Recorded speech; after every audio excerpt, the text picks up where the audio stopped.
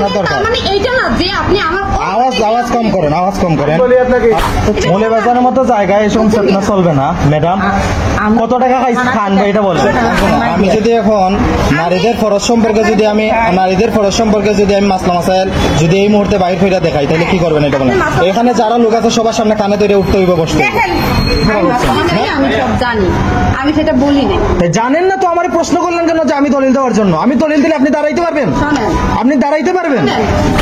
Main গুরু যে সেলিম আপনি video করতে ভিডিও করিয়া আপনি ফেতনা সরাইলা। সরি, ফেতনা শব্দটা তো বিশৃঙ্খলা। আমি কখনো বিশৃঙ্খলা করতে আসিনি। আপনি ভিডিও করুন না, এটা আমার অধিকার। আপনি শুনেন, না না না না শুনেন, আপনি মৌলভীবাজারের মতো জায়গায় আপনি হিজবুত তাওহীদের মতো একটা না না না আমি না না আপনার কাছে আমার জানার অধিকার আছে। শুনেন যে আপনাদের যে এই যে সেলিম যে তার সম্পর্কে বলেন। হ্যাঁ না না অবশ্যই আমি করতে পারবো।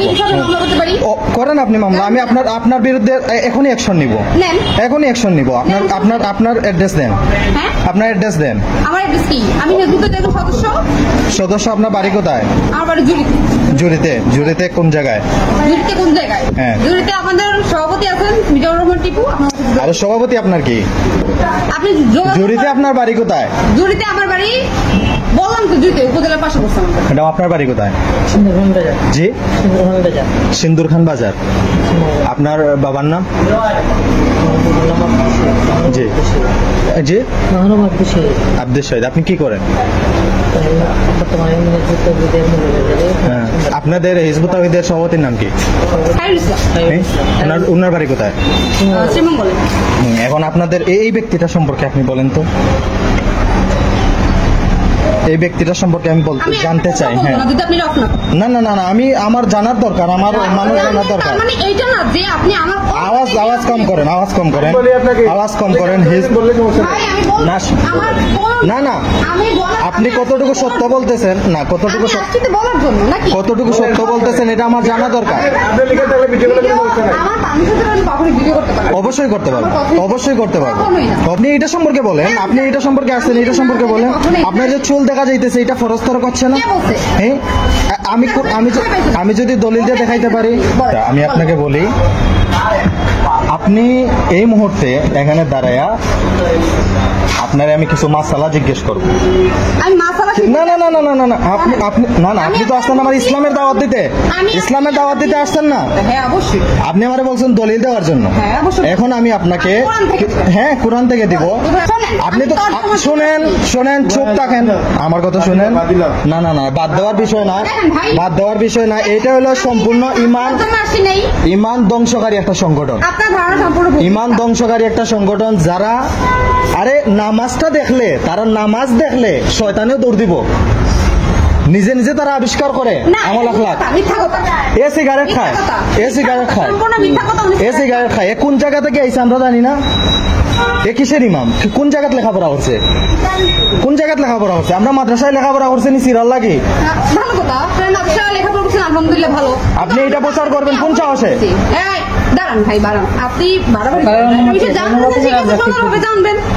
মৌলভীবাজারের মতো জায়গায় এসব চেতনা চলবে না ম্যাডাম। কত টাকা খান এটা বলেন।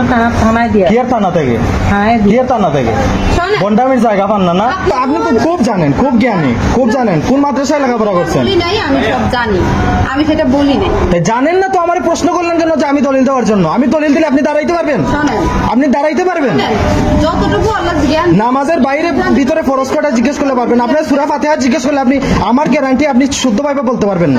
অবশ্যই আপনি সূরা ফাতিহা শুদ্ধভাবে বলেন। হিজবুত তাওহীদ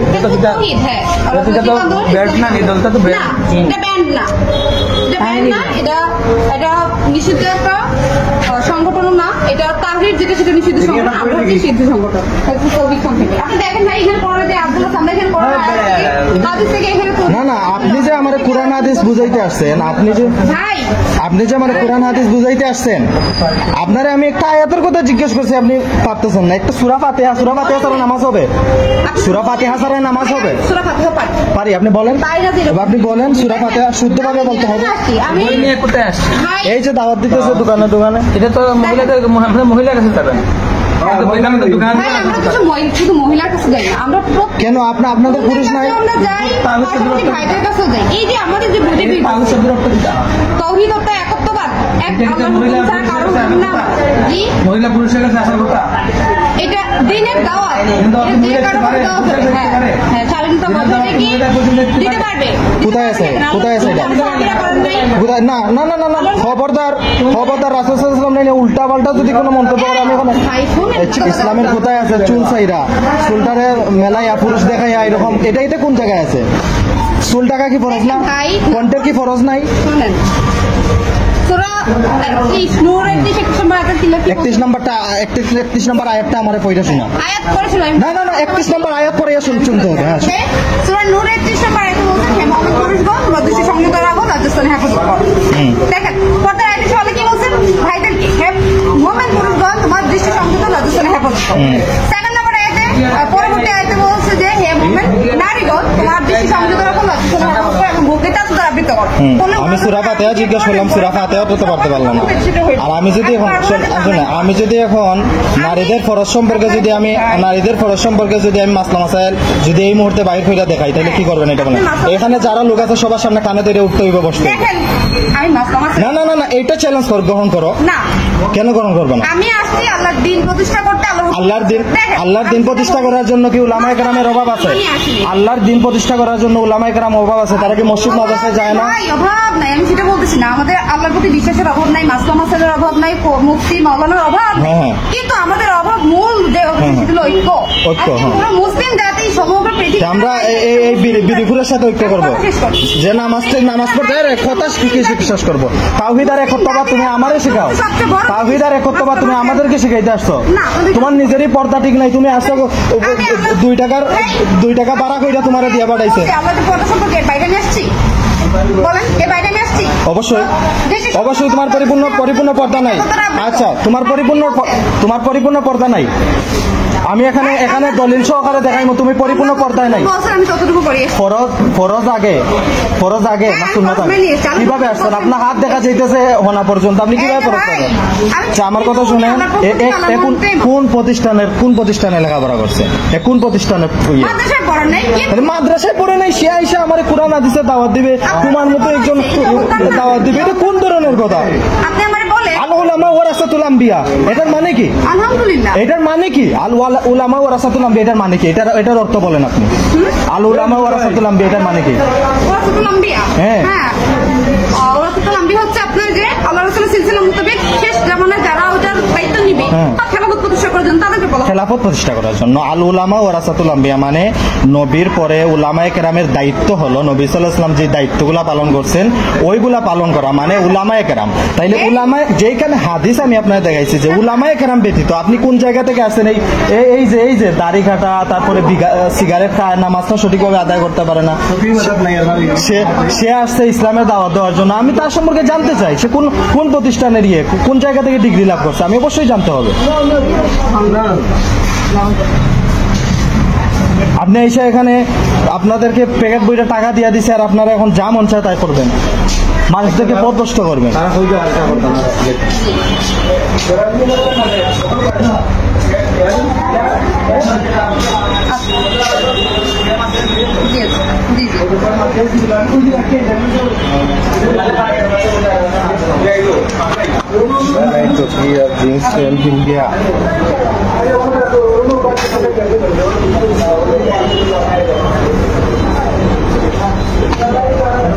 আপনার বাড়ি জুড়ি কোথায় এটা বলেন? না জুড়ি কোথায় এটা আমার জানা দরকার, যে আপনি কতটুকু ইসলামের ভিতরে আছেন, আপনার ফ্যামিলি কতটুকু ইসলামের ভিতরে আছে, ওটা আমার দেখতে হবে।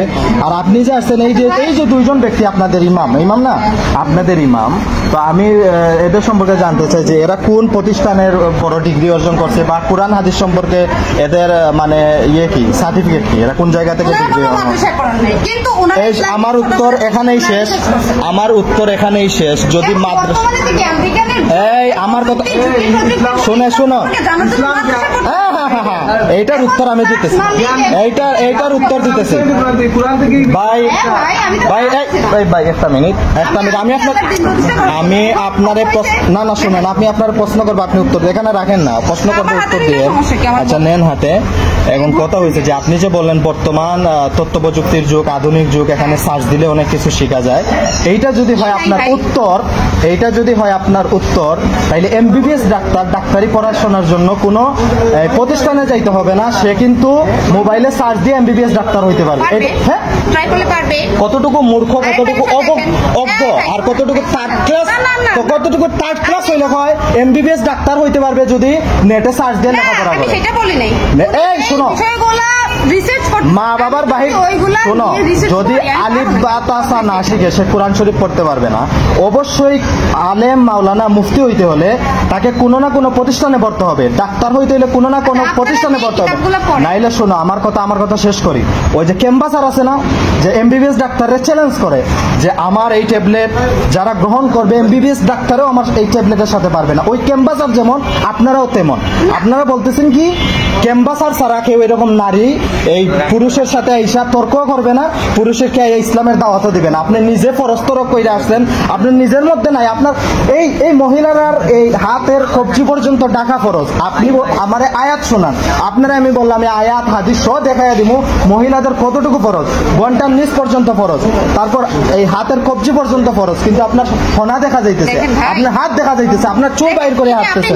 আপনি আমারে আসছেন ফরজ শিখাইতে। তারা মসজিদে যায় না, তাদের মাসলা মাসাইল শিখার জন্য মসজিদ নাই, হুজুর নাই, মুফতি নাই, আপনার এটা ডিগ্রিও নাই, কিছু নাই, বলতেছেন সে এই নেটে সার্চ দিয়ে শিখছে। নেটে সার্চ দিয়ে সবাই শিখতে পারে, তাহলে মাদ্রাসায় মসজিদে কেন যাবে? আমি বাড়াবাড়ি না, এখানে সবাই দেখতেছে।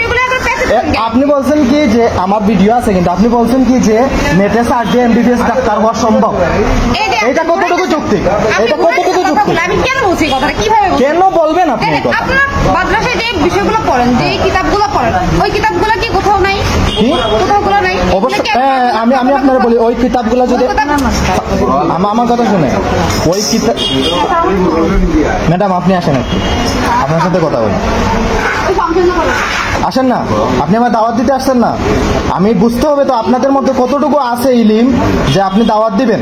আমি তো আপনার দাওয়াত গ্রহণ করতে হলে আপনার কুরআন হাদিস সম্পর্কে কতটুকু জ্ঞান সেটা জানতে হবে। আসেন আপনি আমার একটু কুরআন হাদিস সম্পর্কে বলেন। এই যে ম্যাডাম আসেন একটু সামনে। দেখছেন অবস্থা? পরে বলছি সূরা ফাতিহাটা শুদ্ধ করে শোনাও, শেষ সব কিছু।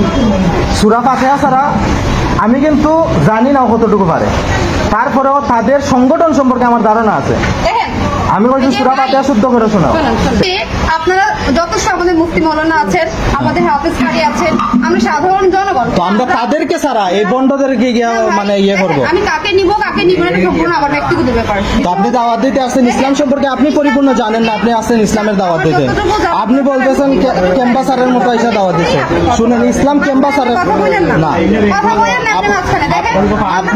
মুফতি মাওলানা শেষ নাই, ওয়াজকারী আমাদের অনেক আছে। আপনাদেরকে আমরা সাধুবাদ জানাই এবং আমরা তাইলে এদেরকে ছাড়া আপনি কেন রাস্তায় নামছেন এটা বলেন। শোনো,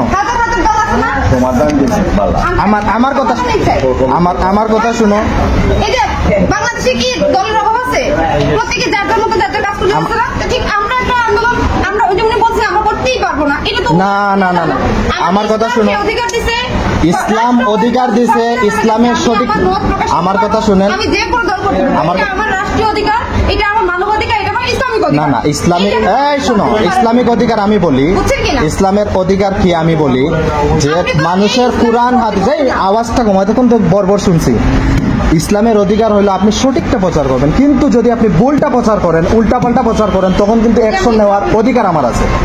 তখন কিন্তু অ্যাকশন নেওয়ার অধিকার আছে। এখানে হলো 95% মুসলমানের দেশ, কিন্তু আপনি এসে যদি ইসলামের ভুলটা আপনি আমার শিখাইতে যান আর ইসলামের উল্টাপাল্টা শিখাইতে যান, আরে আপনার কাছ থেকে জ্ঞান শেখার জন্য আমি কুরআন হাদিস শিখছি, আপনি আমারে আসছেন শিখাইতে। আপনি এখানে বসেন, কুরআন হাদিস সম্পর্কে আমি আঙ্কেল বুঝে দেন যে যখন সাদিয়া আমি আমি আমি এটাই তো বলতেছি যে এই যে বিভ্রান্তটা তারা ছড়াইতেছে এইটার জন্য তো মহিলা কোন পুরুষের কাছে দাওয়াত নেই। না, এইটাই তো প্রথম প্রশ্ন। আপনার দিক থেকে না, এটা কোরআন হাদিসের দিক থেকে, কোরআন হাদিসের দিক থেকে। একজন ব্যক্তি নো এটা